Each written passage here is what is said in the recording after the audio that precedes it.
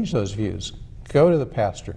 Try to get him to say, as Barack said in his speech, he said the thing about this, the views, the statements of Jeremiah Wright is that they viewed the U.S. in a static way. They didn't see the change that had occurred. They didn't see the goodness and greatness of America. This was Barack Obama's statement. And this was his criticism of Jeremiah Wright now, but the question is, why didn't he say that in 2002? Because to be a leader of this country, you got to react. You can't sit on something for 6 years. So it's a question of judgment, a question of leadership. So it's more than just picking on those statements. People are trying to always extract from your history what kind of president you'll be. Jeff, we don't know that he didn't do those things. Well, he hasn't said that. Well, I think if he did, one, we might have heard of it. We might not have heard of 2002, but certainly he was running for the U.S. Senate. He was in 03 and 04, he was a name in the state of Illinois. I'm not certain that every private conversation I have with my clergyman is your business. Well, and maybe it shouldn't be private. As a leader, you should stand up and make it known that, you know, this has to change. You know, in the year 2002, and some of the, when Barack Obama was just elected to the U.S. Senate, I don't know there'd be any reason for him to raise the issue that my pastors said these outrageous and outlandish and embarrassing things, and I have straightened him out. For what reason would he do that?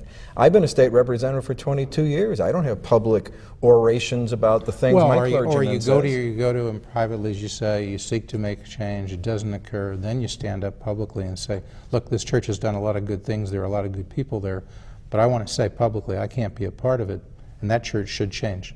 That's when you do it publicly. That's when a leader does it, doesn't he? I'm not certain that what goes on in my synagogue is appropriate public discussion. Now, if you say to me, would it have been better for him today, looking backward, if he had done that, I suppose so. He's running for president of the United States. Politically and otherwise, right? Politically and otherwise. Okay. However, let's not take what happened then and what's happening today out of context.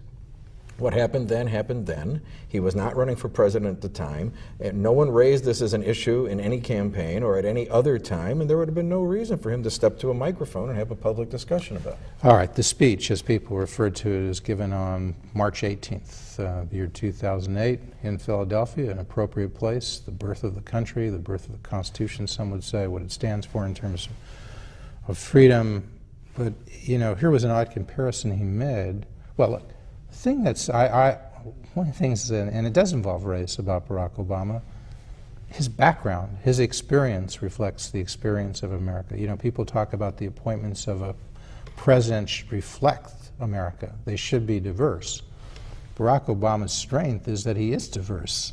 So it's not that he reflects diversity, he is diversity. That's right. It's not said in a derogatory way, it's said in a positive way when people speak about his race, or when they speak about his background and they speak about his mother being a white person from Kansas, and it's particularly in Kansas. It's not just that she was white, it's the heartland of the country.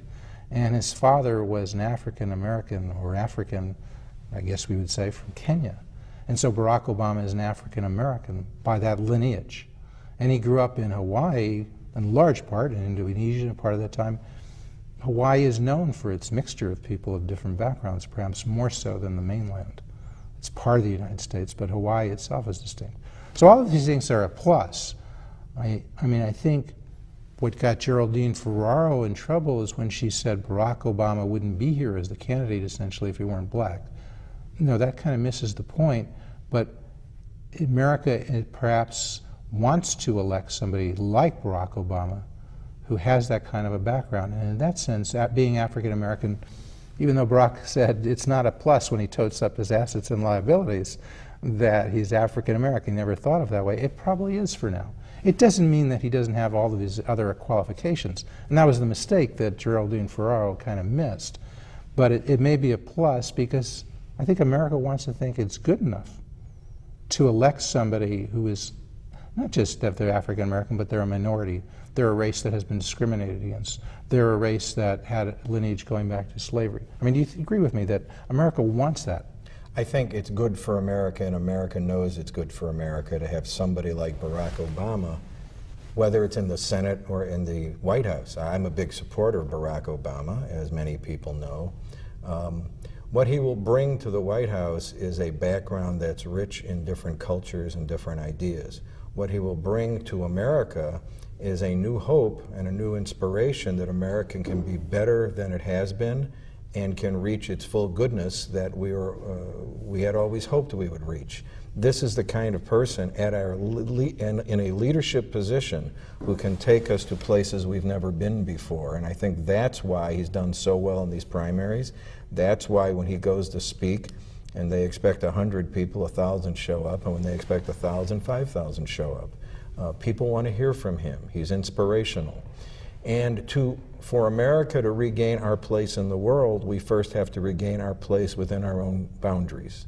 For us to reach out to the rest of the world and have them look at us as leaders, moral and spiritual leaders, as well as economic leaders and military leaders, we have to have that moral and spiritual and ethical goodness right here in our country. And when Barack Obama is president, I think people will feel that way, and it'll help us reach out to others. Okay, but you knew Barack probably in a variety of ways. One in which, as we said, you overlapped. You were in Springfield for 8 years when he was there. You've been there longer, your 22nd year. Correct. What did you know about him in the state legislature, or did you encounter him much so you could say what he was doing there and what you know about him gives you some insights as to what he would be like as a president of the United States? I spent a good deal of time with Barack in Springfield. From day one, he was engaging, and it was easy to see that he was bright, that he had an agenda of trying to do good things for people and try to bring people who have needs, the needs they need from government, without having government be overbearing in their lives. He was certainly a guy who was left of center, but always understood, as I think I do, that you can't just take from some people and give to others. You have to have a balance in society. If you want businesses to employ people, you have to allow business to thrive and business to grow. And so Barack worked both sides of the aisle. Barack worked both chambers. We have a lot of people in the Senate or the House that don't even know everybody in the other chamber, let alone work with them. We have a lot of people in the Senate and the House who will never cross to the other side of the aisle. Barack was never that way. From day one, he's been a person who wanted to engage all people in moving an agenda forward for people. That's a good attribute to have as president. That's why people respect and admire him and why he's going to do a really great job when he gets to the White House. But yet, and people talk about that, reaching out across the aisle. They talk about his bipartisan nature, his tone, his civility. And yet, this year, I guess, or last year, National Law Journal, who assesses and evaluates people, generally viewed as a pretty nonpartisan assessment, rated Barack Obama the most liberal senator, based on his voting record, in the United States of America. So he's not in the middle in terms of public policy, in terms of votes. I mean, should a person who's more bipartisan be closer to the middle? I can't tell you about the rating system or about what bills they looked at. I can tell you about my experience with Barack Obama. And my experience is that he was not what you'd call a knee-jerk liberal. He was not a person, and I can list some, but I won't, in the Illinois House and Senate today, who you can figure out how they're going to vote on every bill before you even describe the bill, just from the title. If it involves utilities, they're going to be against the utilities. If it involves business, they're going to be against business, and on and on and on. That is not Barack. Barack is very thoughtful.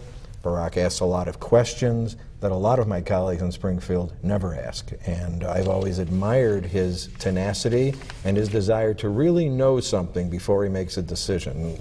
And I think the current President of the United States could take a good lesson from Barack Obama about that. All right, one last thing, we'll get over to this stateside. How confident are you that Barack Obama wins the Democratic nomination for President of the United States? As we sit here today, I'm very confident he's going to win the nomination, and I believe he will then go on to become president.